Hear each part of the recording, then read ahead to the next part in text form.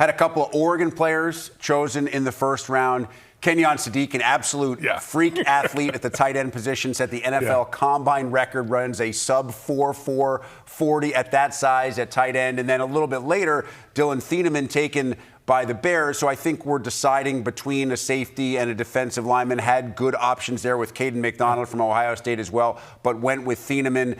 Dan Lanning continues to develop players. And this is something we're going to see in years future with Dan Lanning in Oregon. The talent level is not far off from what Ohio State's putting out there each and every year. They've done an unbelievable job of recruiting. And then you talk about going into the transfer portal and getting the guys that are going to fit and help this defense take the next step. When you think about Thieneman, to me, he didn't put up all the numbers that you needed him to or that he's put up in previous years because he didn't have to because the team was that good.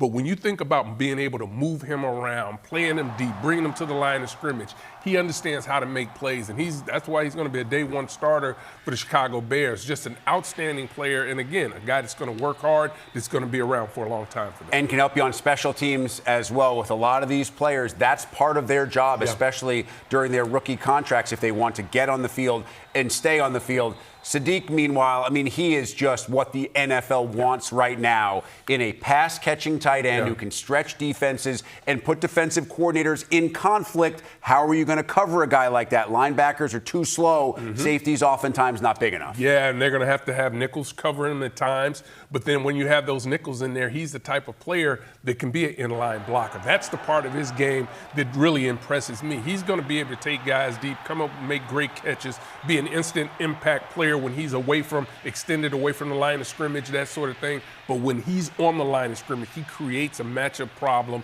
for defenses. He's not going to go out and dominate the best defensive ends every day in practice or even every week. But his ability and want to go out and block at a high level is really what he's going to be able to do when you think about the Jets. And we're showing some of those clips there, just showing off his crazy athleticism, and his hands at that tight end position are just so good.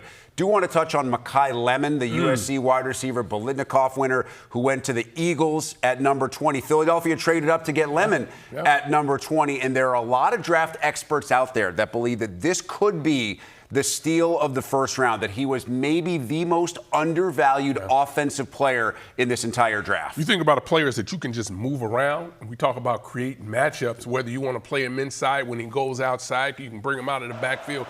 He can do it all, and he showed the ability to do it. You see him here working against nickels. He's able to do that in the slot position. That's going to be a hard matchup for a lot of teams, particularly in third down, short yardage situations. You get the ball in his hands, he's going to make somebody miss and be able to finish plays. A dynamic player, and I just get the feel when you watch him do his interviews, when you listen to him, he's the kind of guy that's going to fit really well in Philly. Well, and Philly needs some help right now. They got some drama at that wide receiver position, some drama with the offense as a whole. Another offensive weapon and a guy that you can use in a lot of different ways, always going to help in Philly, and you better play well in Philly, because if you don't, you hear from it. You hear from the home fans more than you hear from the away fans.